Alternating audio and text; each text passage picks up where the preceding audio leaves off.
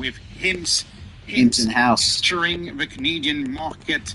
As I started thinking about this video, the stock was down nearly 1%. Because of course, Hims is the type of stock where if you get a really great news, it's usually going to be down. Market makers are usually going to do some shenanigans the moment great news comes out, and that's exactly what happened to Hims. The initial reaction was the best. The stock was up a lot, something like 6 or 7%. And then, boom, of course, TradFi, Citi had to do this. As soon as the good news hit, of course, they published a sell rating of a $30 price target. That was to be expected. Anyways, the stock is recovering now as I record this, but it was down nearly 1% at some point. On amazing news, on absolutely amazing news. That news is what? That news is the Canadian expansion, planned 2026 Canadian expansion, following, of course, the Zava acquisition, the European exemption. They are now riding the coattails of amazing news, which is generic semaglutide coming to Canada. Canada is just the first country that's going to have generic semaglutide, and this is absolutely amazing. This makes this play, Hims stock, in my view, is still the cheapest telehealth trophy stock, platform stock, whatever you want to call it. It is the cheapest. Yeah, sure, LifeMD is technically a little cheaper, but it doesn't have that growth that Hims is about to have as it enters Canada. This is amazing news. Canada is a very big market, and now you're going to have generic GLP-1. In the U.S., of course, we have Victoza, liraglutide, generic for Victoza, but it's not the most efficacious one. The most efficacious one is semaglutide. We have to wait years until semaglutide becomes a generic in the United States. We don't have to wait in Canada. Canada is the neighbor. Canada is an amazing opportunity. I'm very happy about that. And big opportunity. This comes as a surprise to, I think, a lot of us.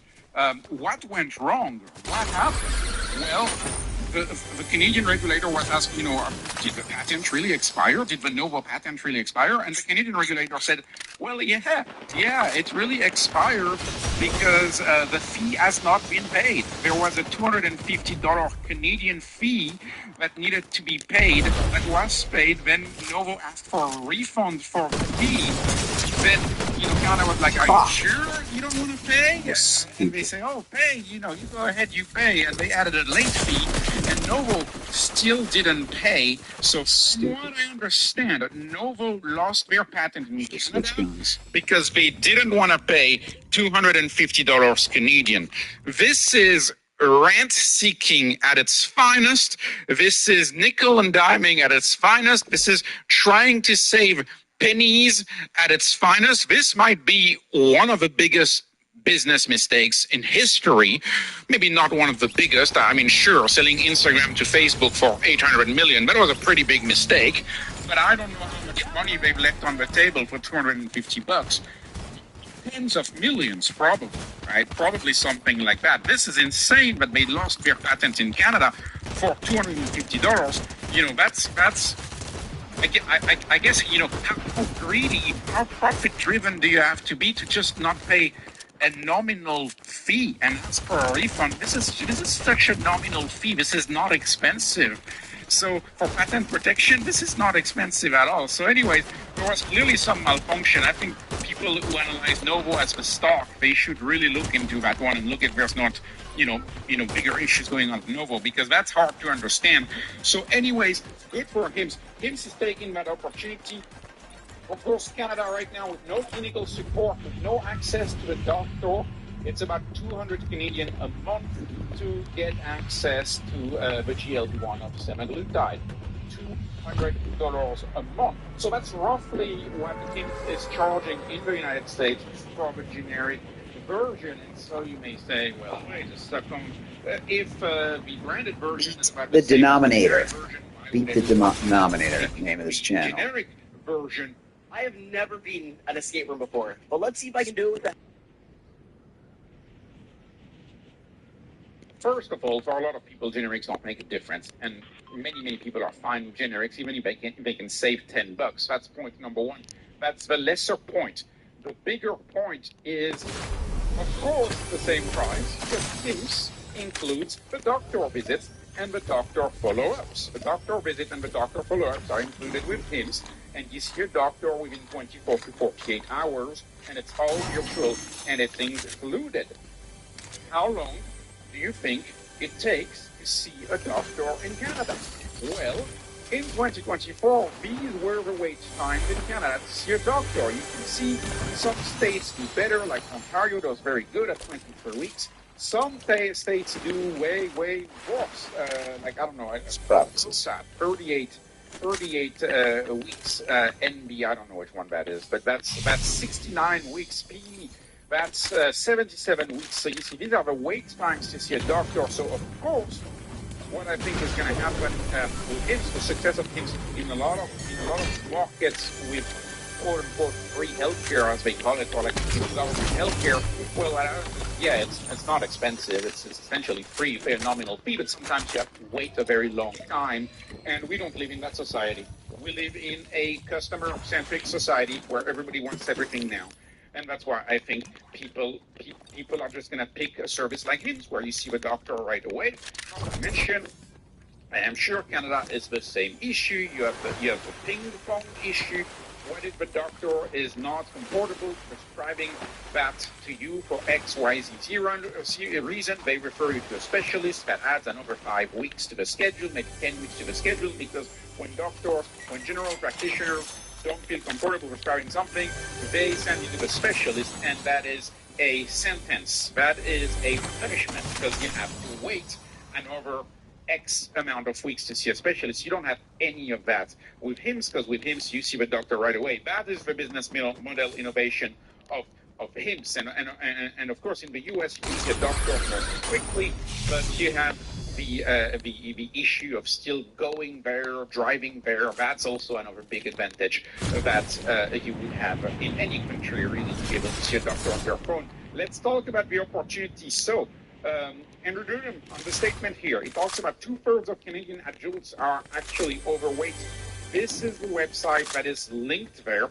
Official website. Note that this is not some news article. This is the official website of the government of Canada, talking about almost 2 in 3 adults in Canada are overweight or living with obesity. And I assume they mean overweight, that BMI over 25, and living with obesity, BMI over 30. I assume that's what they mean. Either way, there is a medical solution for GLP-1 for perhaps 2/3 of Canadians. Actual government of Canada, news. So that's pretty insane, pretty big. If you ask me, Canada is a big market. It's a population of 41 million. Actually, this is from 2024. I thought it was more for a second, but it's 41 million people on July 1st, 2024. So maybe a little more now.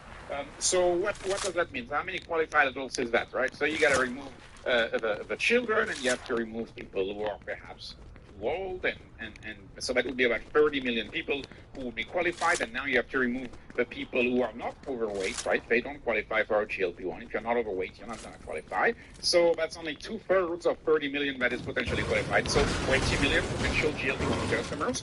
And of course, the question is, what if HIMSS just gets a teeny tiny sliver of that? Like, what if HIMSS gets 5% of that?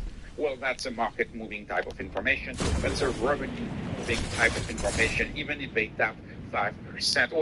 Well, actually, way less than 5%, right? 5% of 20 million, that'd be a million, but would be absolutely tremendous, but would be nearly doubling the size of HIMSS. So forget about 5%. 0.5% of those 20 million people potentially being customers of HIMSS, that would be enough to move the stock. This is a very bullish thing. This is a very bullish news. Canada, furthermore, Canada is very spread out. Yeah, sure, a lot of the population centers are near the U.S. border, but it's still very spread out, and so it's well suited for the HIMSS business model, the business model of a fully automated mail order pharmacy. That's a winning business model. The more your country is spread out, Canada is very spread out. And the last thing I have to say about the competition is that the competition is coming. We have quote-unquote proof that the business model of HIMSS is possible in Canada, because as I do some research, there's two big websites in Canada that already do what HIMS is doing. It's Felix, and then it's proudly Canadian, and they do it looks just like a HIMS website or a Roll website. And we have Jack, which is also has a little Canadian flag here, and is the Canadian player. You see 250,000 Canadians, so I assume Jack is the bigger player than Felix. I also think there's Essential competition Clinic. is coming.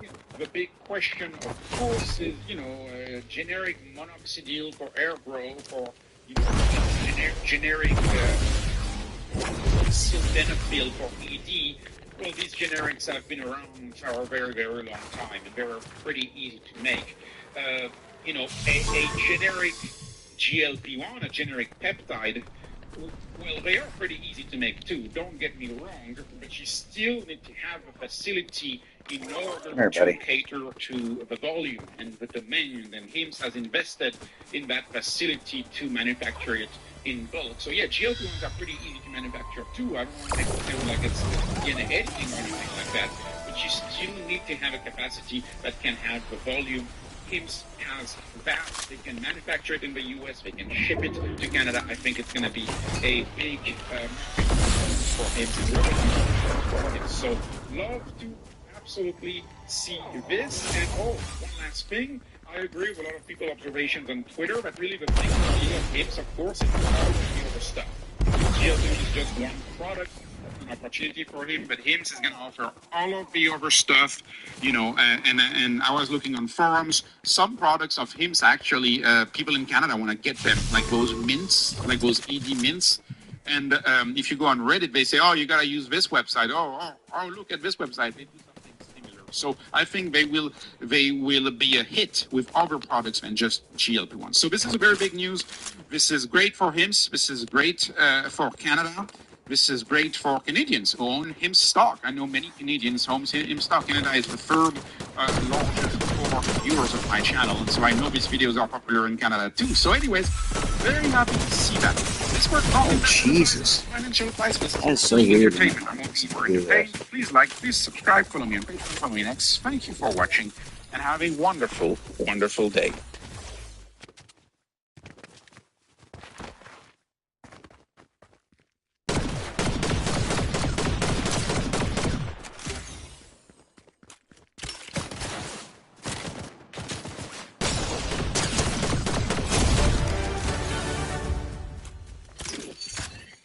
Let's listen to our boy here talk about Bitcoin.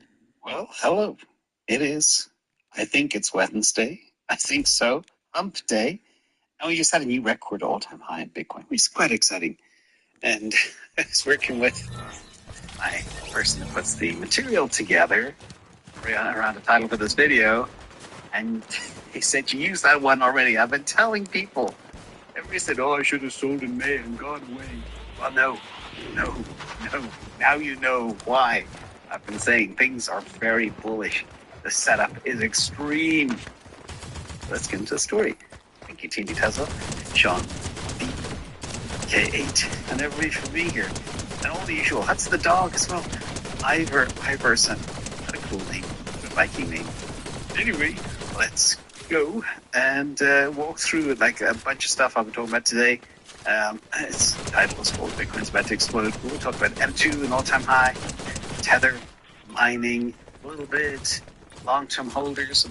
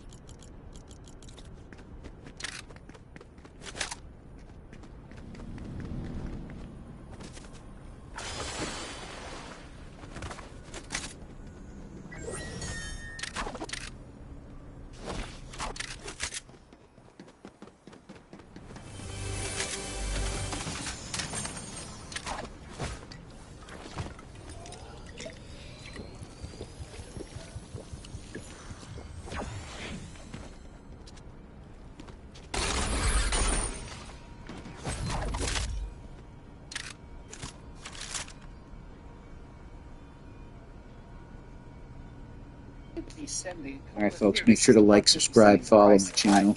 Sanjay was texting me, he said, what gives? What's going on? Well, perfect storm, maybe liquidity, scarcity, U.S. president, stuff the Tether's doing, long-term holders. No. Right now. So let's go and of course, this guy, the internet, financial advice, and shout out to Feel like it's financial advice. She says, I joined Fortnite Duty, and my financial IQ has Like, subscribe, follow. And now I'm such a better. Smash that like button right now. That's the mission. We've got maybe a year or two left before AI takes over. But in the meantime, let's get into the story today. And this could be part of it. There's a lady called Elizabeth Warren. Shit, you got people there, Jess. And is going to be bonkers because the President of the United States now holds the majority of his wealth in Bitcoin. What a time to be alive. She spent the last 6 years trying to kill Bitcoin in the United States. And the thing about this for her is Let's go. I Figure out how to use it. I don't like people that try and take freedom away from others. Okay? And Bitcoin is freedom and helps financial freedom. Agree with you, James. Every day. That's fine. We have this new record. We hit keeps the government off my money. Of $112,510. This is the liquidation level. First, I'm jumping ahead of myself. Apologies for that. Bitcoin is above 111K as we speak, and the next liquidation level is 112,510. We got super close to that. I think we actually hit that. But if you look carefully, you see the little orange bowl there. That's what they're cutting. That's what the market makers want. And that's why it's exciting to watch. Whoops. That's Just get this over with. It's been a big day already for me. Shorts got wrecked. Those people that are hoping for the Bitcoin price to go down, the sell and may go away crew, well, they got a little bit of a teaser. 1 hour, $287 lost. Only 7 million got long. 280 million of it were people who were short. And over the last 24 hours, about $430 million. Again, shorts. But if you watch DCA, we've been talking about this for a long time. See how horrible Luke Lawrence was on Kill Tony? Because that's where the shorts live. It's a show. It's like stand-up comedians on Netflix. He was so bad. That's the last levels bit. No. Well, I don't know if this... He was on YouTube. I don't know if this episode was on Netflix or not. Oh, my God, he was horrible. Kind of interesting. And again, it's all-time high. We didn't get to the... I'll send you the link. I saw it on Skeets and Streets. 112,152. That's 2.18% gain.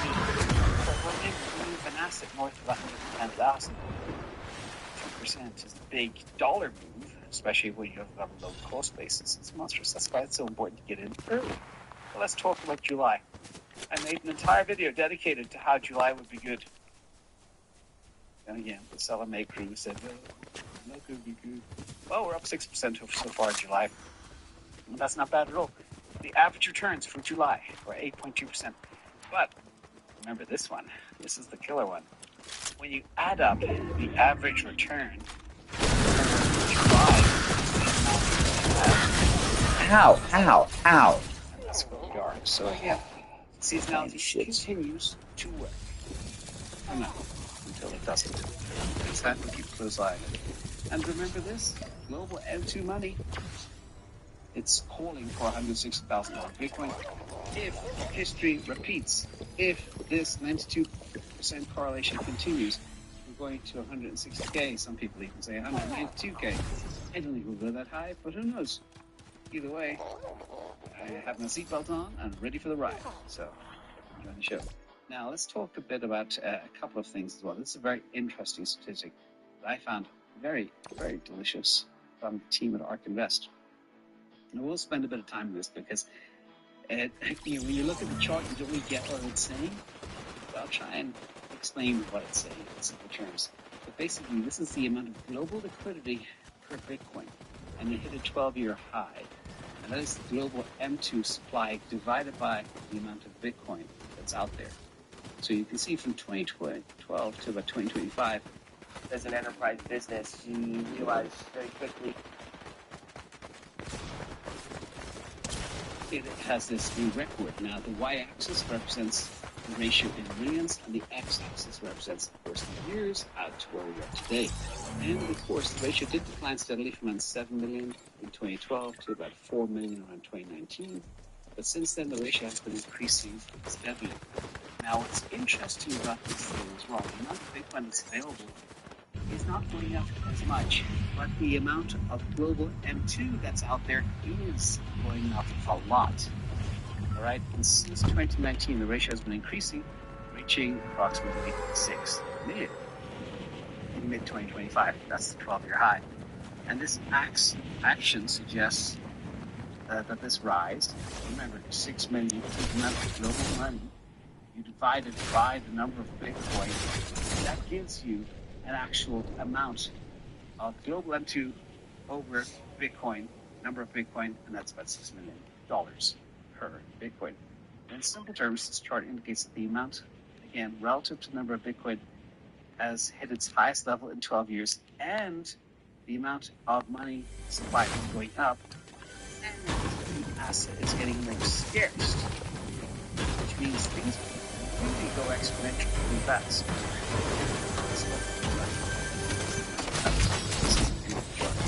Very beautiful indeed. Long-term holders, as a view of how tight the supply is for this, they feel so 10% of long-term holders. It's that 15-year high, not a 12-year high from the previous chart. This is now a 15-year high. 74% of the total Bitcoin supply is held by long-term holders, and it's going up again. This shows you 15-year high, not a 12-year high from the previous chart. This is now a 15-year high. 74% of total Bitcoin supply is held by long-term holders, and it's going up again. Oh my God, Eric. That a lot of people have conviction in this asset, and it is a store of value for poets. And as you know, the more people hold it, the less supply there really is out there. And therefore, if somebody comes in and tries to buy it, it's going to be really hard to get a big bag. That's why we have people like Michael Saylor buying as much as he can. We'll get to that in a minute, too. Other good stuff that could be triggering the big move today is inflation. Okay? This is from Trueflation, our friends at Trueflation. Hello, Trueflation. They always cut this little video and retweet it as well. I love their work with people.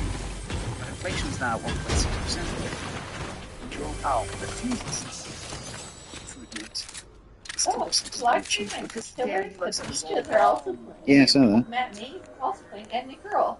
Yeah, no, it's gonna be a good show. Really? We are on my field trip that way.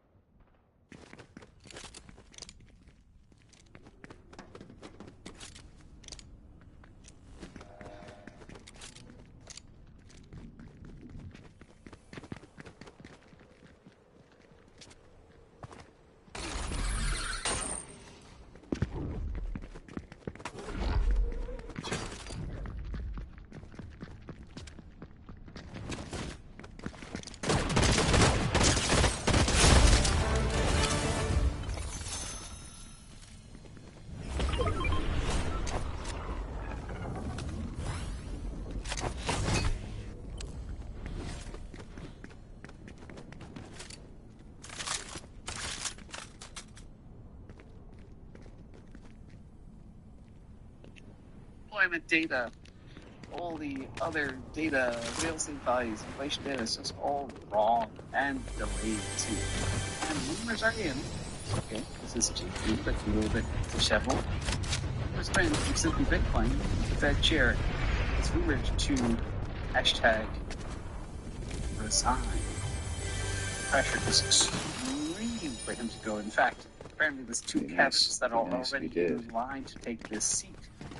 Kevin, if any Kevin's out there, let me know in the comments below. But that could happen too. When this happens, rates will be cut very fast. And of course, the money printing will continue, as we see here. And the Bitcoin price will follow, because it's a hard asset. It's not simple, everybody. Don't overthink it. Don't overthink it. JP, if you're out, have a nice time. Anywho, this is so funny too, because I've been in MicroStrategy for 5 years now, and all I've heard is it's a Ponzi, it's a Ponzi, it's a Ponzi. No, it's a vehicle by which to accumulate Bitcoin and increase the amount of Satoshis per share over time. That's it. Again, don't overthink it. But now, calls for this being a Ponzi is kind of hilarious. And as the Ponzi cries get louder, Sailor's laughing. Thank you. They are now sitting on $24 billion of unrealized profit on Bitcoin. We're part of it. Anybody watching the show has some MicroStrategy, and it's been life-changing for many. That's some amazing stories from the thousands of people that hit millionaire status with this asset. And if this could get even better, Max Kaiser believes MicroStrategy is fabricating and basically an artificial Bitcoin halving because he's taking so much of the supply. So what he's trying to say here is $2.2 million of Bitcoin is in play. It's written on his hat. Therefore, he believes it. But MicroStrategy is representing the email they have because they're taking so much supply. In the last year, they've bought the next 3 years plus 4 years of supply. I've lost count. These do the math again to make sure I'm straight. They are punching on Bitcoin, taking it away from the system. It's actually worse than a halving, in my opinion. That is what the next price is talking about. That's why it needs the price start to get nuts, especially if late players come in to start buying now. Speaking of other crazy, great news too, he is the CEO of Tether. And he said by the end of 2025, Tether will be the world's largest Bitcoin miner. Okay? Again, by the end of this year, in less than 6 months. And they are not just printing USDT hand over fist, but they are also planning to dominate the hash power field as well. Tether is becoming a full-blown Bitcoin powerhouse. Remember, they take profits from Tether, from the treasury bill stuff paid by this guy, and then they buy Bitcoin with them. And now they have over 100,000 Bitcoin. Okay? This is crazy. They also have a significant financial investment and strategic involvement with Cantor Equity Partners, CEP, and 21 Capital as well, and a whole bunch more. It's crazy what's going on. Again, everything is converging in a very big way, very fast. But we do have some sad news for our friends in New Zealand. And this is where I've noticed a trend. I made a video on this about 3 or 4 years ago, one of my first videos. I was trying to map the correlation between the hunger of the residents of a country for Bitcoin and the Orwellian nature of the government in that country. And literally, there's almost a direct correlation. The more Orwellian the government, the more hunger there is for Bitcoin. That's why we have a lot of Kiwis and Australians and Dutch and British and Canadians in the audience. Because New Zealand wants to ban crypto ATMs and crack down on criminal cash conversions. Okay. We've known for a long time, if you are a criminal, the last thing you want to use is Bitcoin for your crime, because it can be tracked and confiscated so easily. They've banned crypto ATMs and set a $5,000 cap in movement of money overseas. But they don't know that people can turn on a VPN and do whatever they want anyhow. So anyway, it's just sad for the Kiwis. We saw some very sad things happen during C-19 as well over there. Anyway, moving on. Remember, if you are in an authoritarian regime, find a way to work around a little bit and get your hard assets. Very important. And to say as well, by the way, despite all the people watching the show are retail investors, investor Bitcoin is dead. It's not a retail game. People making the spike to $111,000 Bitcoin today, they're not retail investors. Okay, it's very difficult for a lot of retail investors to move on to asset. And that proves to you, once again, this is retail institutions snacking all they can. Remember, $2.2 1.4 million Bitcoin on exchanges. Many people hold them, they're not going to sell them. And OTC desks are getting tight. Once we get to 2 million Bitcoin on exchanges, then don't shoot the messenger. That's the data guy. Oh, what the fuck? Same finishing up with me to your shout out to Jack. Kicked this to me this morning. And Elon Musk is getting a lot of heat now. He did buy 20,000 Bitcoin for Tesla and SpaceX in 2021 at $30,000.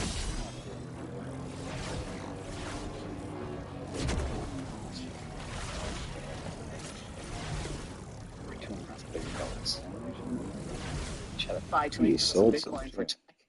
Kicked this to me this morning. And Elon Musk is getting a lot of heat now as well. But he did buy 20,000 Bitcoin for Tesla and SpaceX in 2021 at $30,000. And now it's worth over $2.5 billion. Pick up for that great one too. Anyway, thank you all that you live. Stay healthy, everybody. Future is bright. It's going to be a quick one. Only unboxing playlist up above if that's what tickles your fancy. I hope you enjoy the show. I'm in a really good mood, so doing a quick question here. So we are going after that question. Right, so let me see. So, a question about all the capitalists. Yeah, hello capitalists. Big thank you. I want a trio with James, Jack, and Marty. Interesting. I like that idea. James Jack is awesome. Very awesome. And James Jack has actually got a really foolish by the way. And another quick one. From Lexi Lynn, will MicroStrategy earnings help underperform? The answer is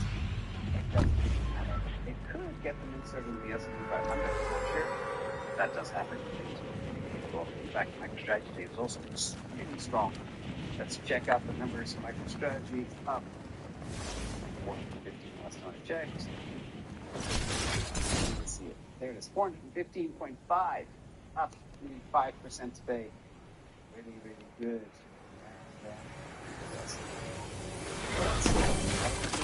And by the way, real above.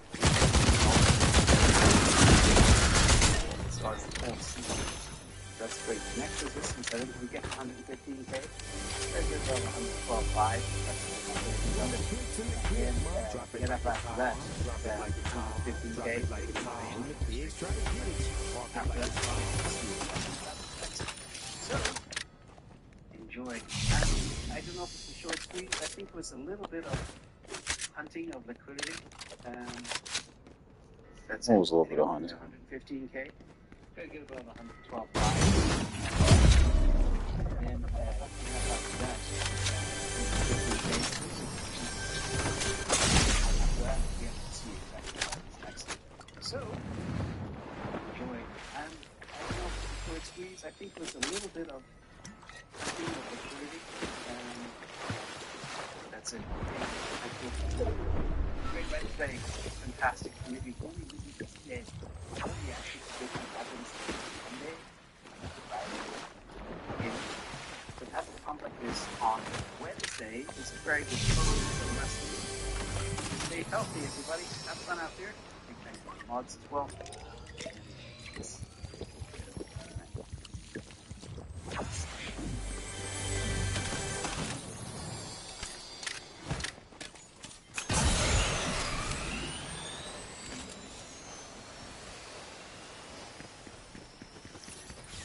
Pouch.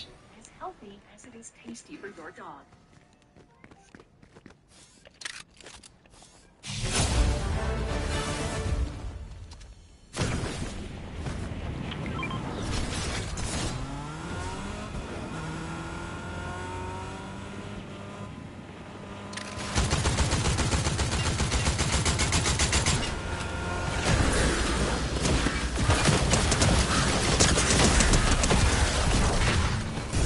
Catch, bitch.